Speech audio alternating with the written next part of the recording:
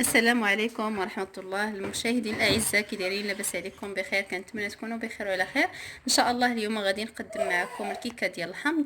المهم البنات، عندي هنايا في الكيكه ديال الحمض عندي 3 خمارات وواحد ساشي ديال الفاني، وهنا عندي نص كاس ديال عصير ديال الحامض، وزدت عليه نص كاس ديال الماء، وهنا كما كتشوفوا معايا الزيت، وهنايا السكر سنيده. هنايا عندي واحد الضمن ديال الحامض اولا ديال الفاني على حسب اللي عندك في الدار. هنايا عندي قشره ديال الحامض حامضه كامله، وهنايا عندي 3 ديال البيضات، وهنا عندي الدقيق على حسب الخليط. دائما الدقيق كيبقى حسب الخليط. المهم البنات على بركه الله. هنايا البنات درت 3 ديال البيضات. المهم غنطربهم مزيان مع واحد الكاس ديال السنيده مع ساشي ديال فاني.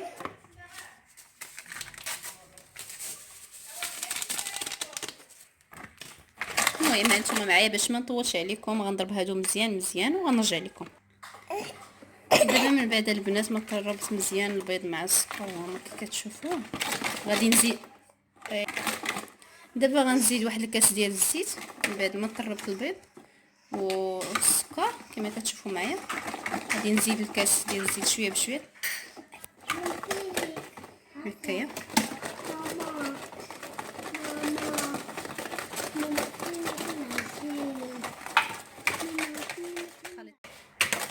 دابا البنات زدت عليه الزيت، ودابا غادي نضيف الحامض.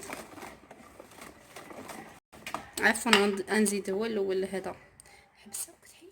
دابا البنات غادي نزيد واحد دانون بنكهه حامض اولا الفاني، مهم اللي عندك.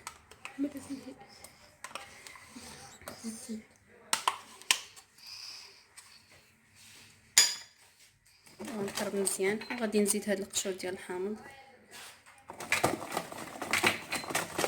ونخلطو مزيان، ومن بعد غادي نزيد الكاس ديال الحامض.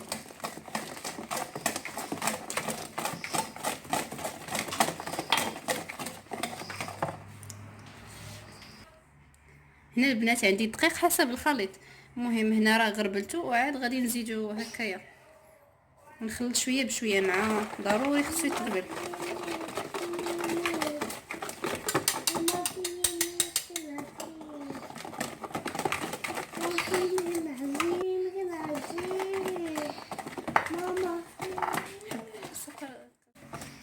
شو راه زكريتنا.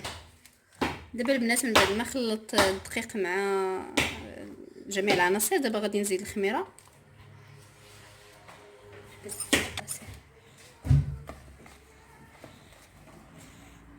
هنا البنات غادي نخلط الخميره مزيان مع العجينه.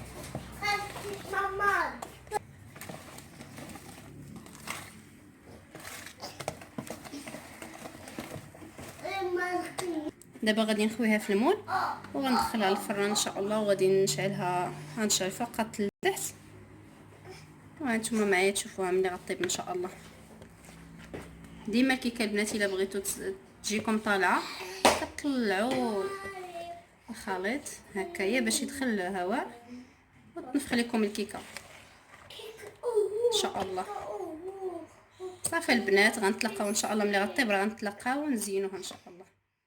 صافي البنات، دابا ملي طبت دابا المهم زوقتها بدانون ودرت ليها واحد الطونيك حكيتو ورشيتو عليها. المهم دابا غادي نقطعها ان شاء الله وغتشوفوا كيف كتجي كيكه. كنتمنى تنال الاعجاب ديالكم، والى عجبتكم البنات ما تنساوش تجيبوا الفيديو والاشتراك في القناه بالنسبه للناس اللي ما شاركينش. بسم الله على بركه الله. البنات الكيكه كتجي واعره ورطبه وهشيشه. كنتمنى تنال الاعجاب ديالكم وتجربوها ان شاء الله. بسم الله. هيا كيف كتجي باقا سخونه يا البنات، باقا سخونه كتجي كما كتشوفوا معايا، كتجي رطبه وهشيشه. كنتمنى تنال الاعجاب ديالكم كيف ما كتشوفوا معايا، وما تنساوش البنات اللي جا من الفيديو. وشكرا لكم على المشاهده. الفيديو الجاي ان شاء الله.